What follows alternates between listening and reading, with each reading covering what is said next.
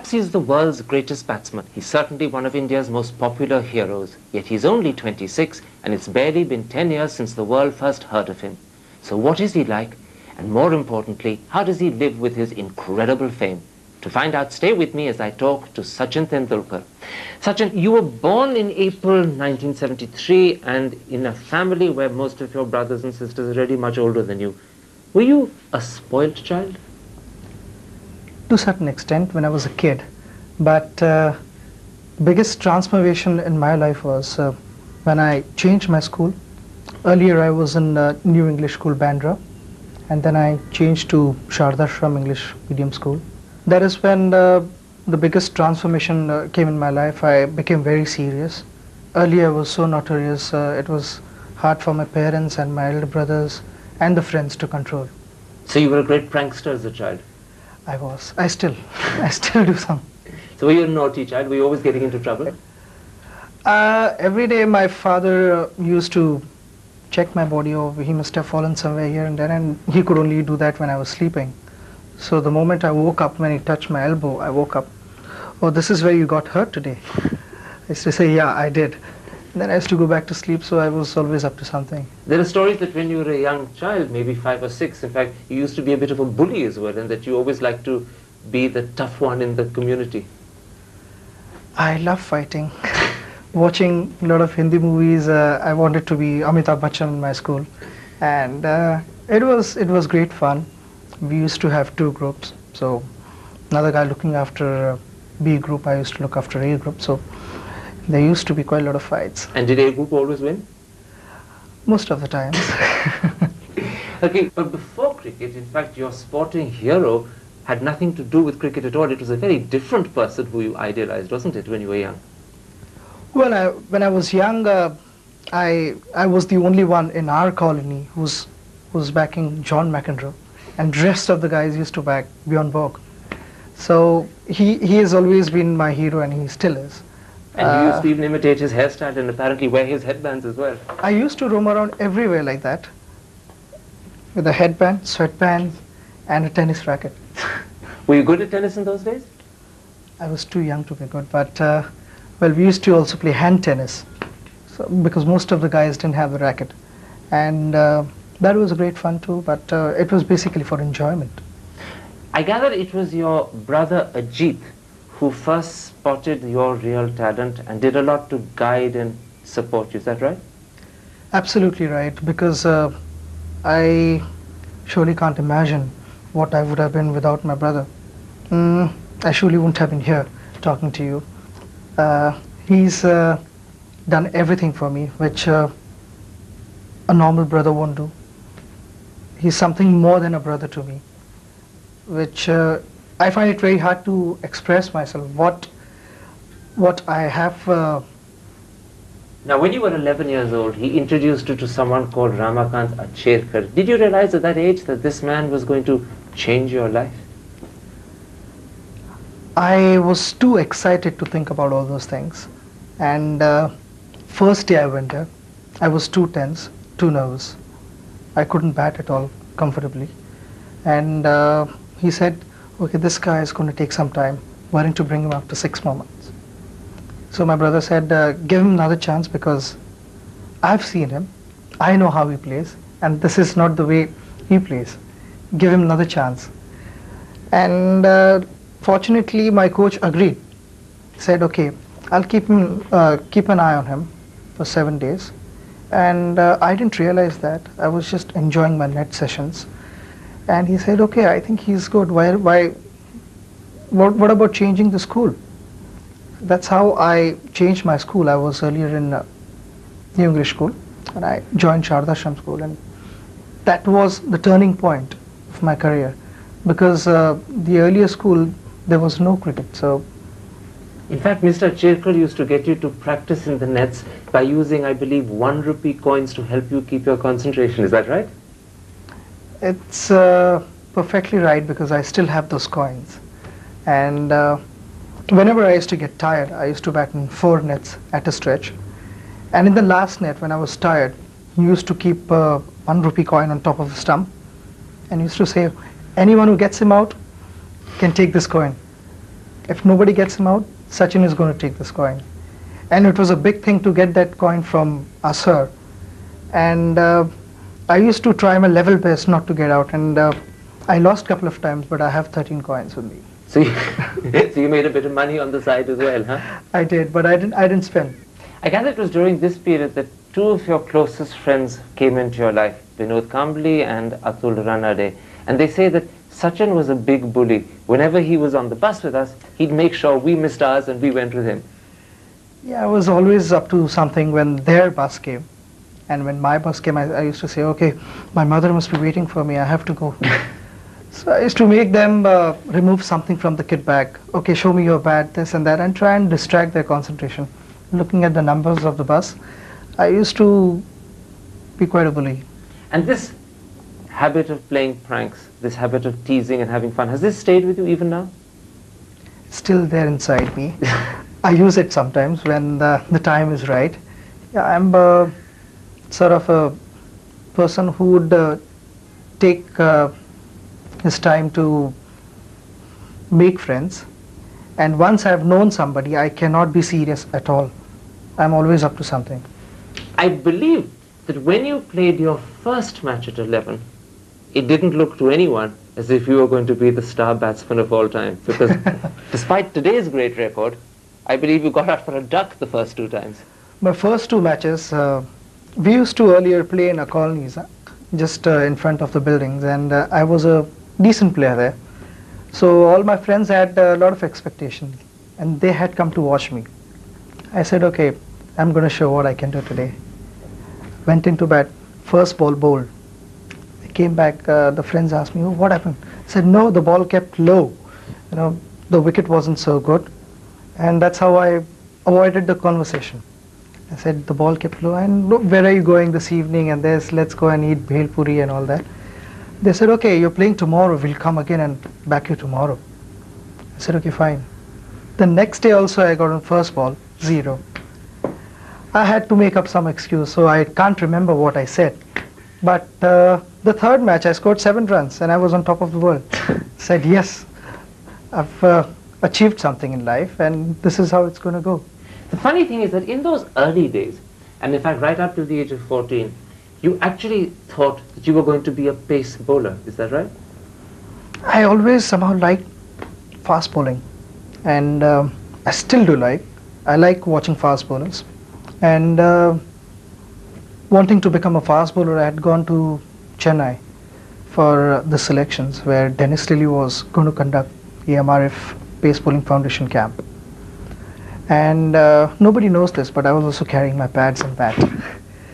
So I ended up batting the nets. On the last day I was batting the nets. Instead of becoming a fast bowler, I batted there. And I said, he's too small to become a fast bowler and all this kind of thing. So I batted there, enjoyed and came back.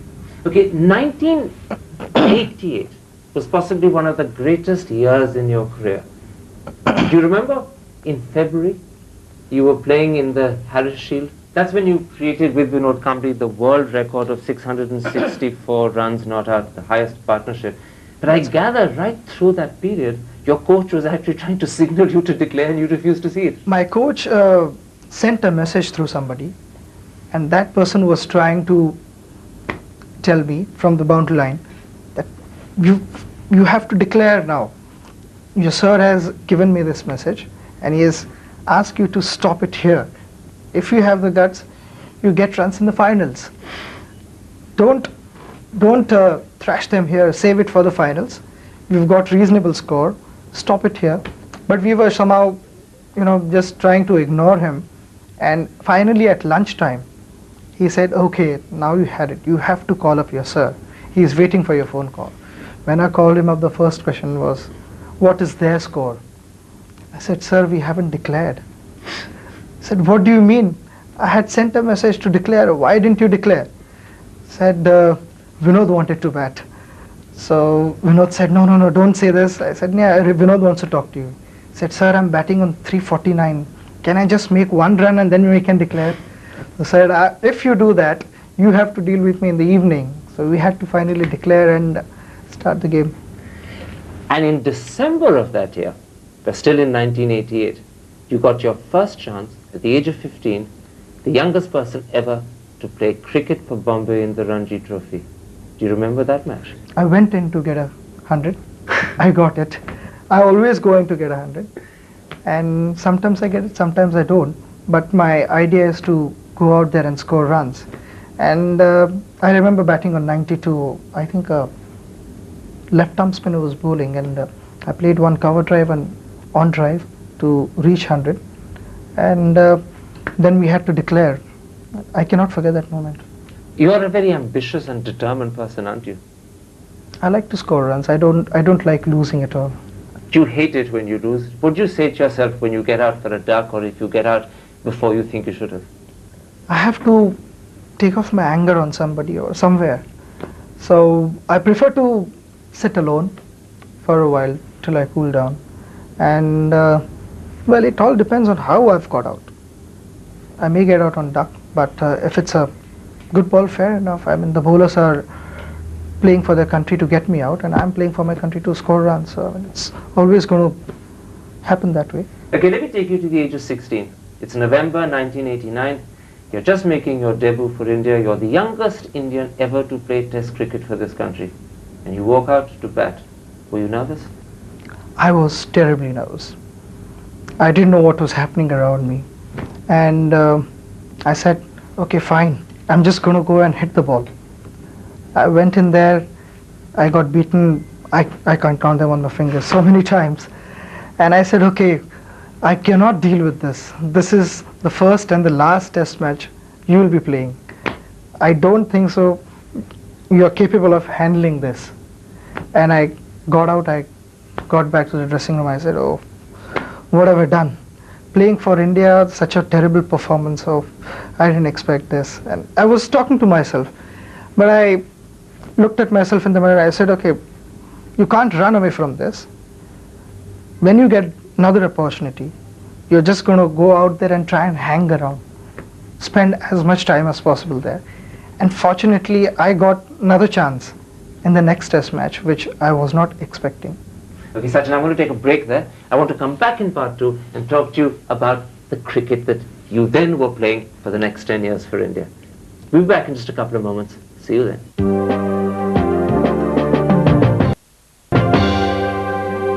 Welcome back to Face to Face. My guest is Sachin Tendulkar. Sachin, there are two reverses that you've suffered in your cricketing career. The first was in 1987 when everyone thought you should have won the Best Junior Cricketer trophy, but you didn't. At the age of 14, did that hurt? It did.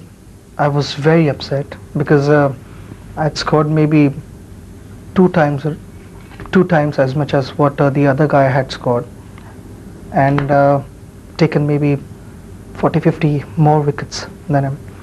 So I was very upset. But another great thing happened to me, which is probably more than this Junior Cricketer award to me. I received a letter from Sunil Gavaskar congratulating for my performance that particular year.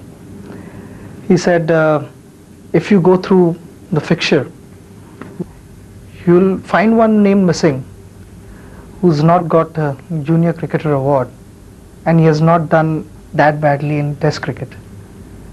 And it was him. So I was very thrilled, and that's something special to me. The other reverse you suffered came a lot later. You lost the captaincy after having had it for 15-16 months. What do you think went wrong?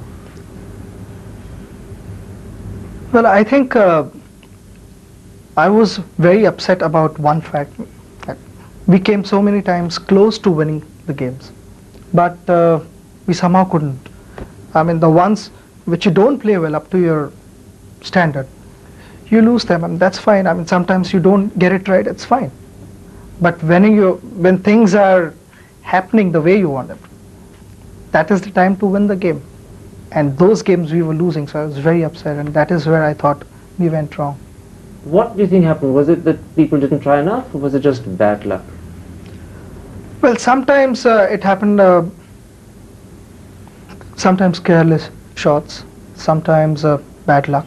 So it's a combination of everything. There was a time in South Africa, wasn't there, when you were looking as if you were going to win the test and the rain fell just on the stadium itself? I was I was so disheartened.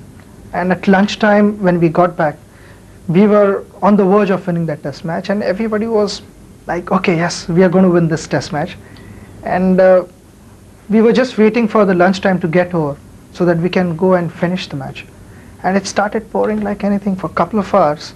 We couldn't do anything. All of us were almost in tears. And then we got an opportunity, and they batted for a while. It was called bad light after that, and we had to stop the game. So that was very, very disappointing. Does that sort of thing make you believe in luck and bad luck? I do believe in luck, because not only the minus points I'm discussing, but the plus point, I would also like to say, we were playing last year against Australia in Sharjah, and in the finals I think Fleming was bowling me, and I left ball. I was fraction of a second late, and while leaving the ball, it just kissed the inner side of the bat and missed the stump by that much, and I got 4 runs for that shot.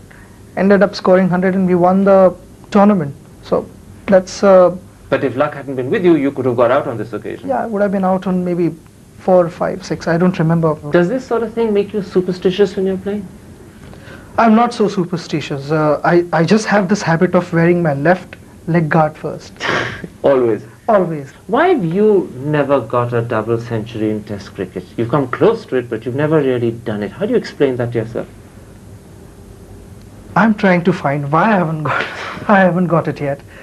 I think I just need to be more determined, more focused, concentrate harder, and not to give up fight till the end. You seem to sound as if the fault lies in yourself. Is that how you see it? That there's something missing? I think it's very hard to find what is missing, because I've tried everything. I've tried to slow down my game. I've tried to accelerate. I've tried to bat normal. And somehow I've got out. So I just got to be patient and try as hard as possible. But does this worry you? Not really. I mean, getting 200 is not as important as winning the test matches for India. Okay. In 1996, you got married to Anjali Mehta. How did you and where did you meet her? We met through a common friend of ours who was studying medicine with her and occasionally played cricket with me. And he said, okay, we have to go out for dinner, and it was at her place. So that's where we met. Was it love at first sight? Not really, not really.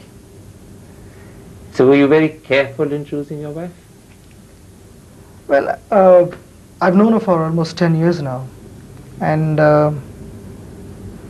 as the time passed by, we realized, okay, I found my partner, so it wasn't love at first sight.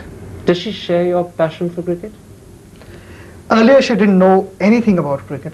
She was into medicine and only books, nothing else. So gradually, she developed interest. She started watching my games, and now she understands a little bit about cricket. And is she very tense when you're batting? I gather she hates watching you actually while you're batting. Oh yeah, she gets very tense, and things are very difficult. Even my brother gets so tense that he's become so superstitious. He doesn't allow anybody to watch the game. Really? No family member is allowed to watch the game live. They can watch the recorded matches.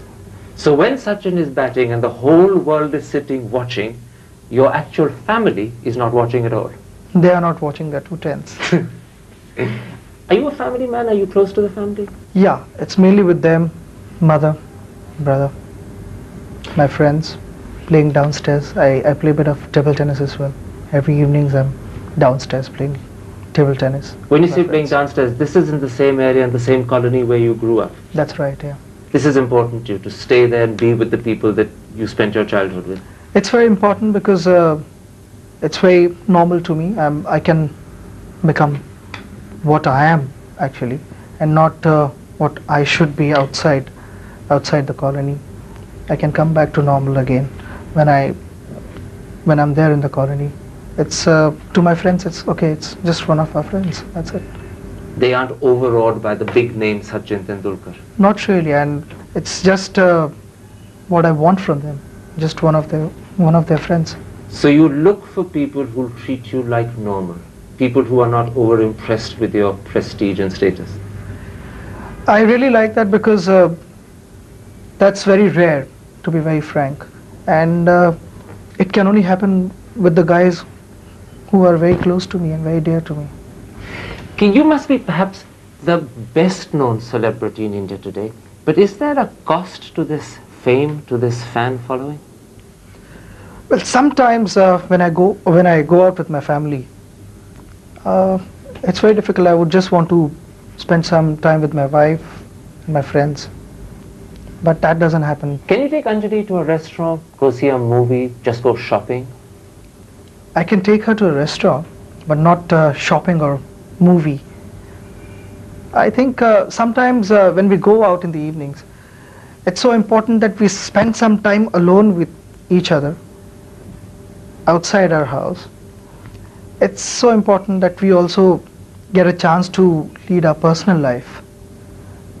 It doesn't happen so. I mean, people would just barge in and say, "Can I have your autograph, please?" Or maybe just pose for a photograph.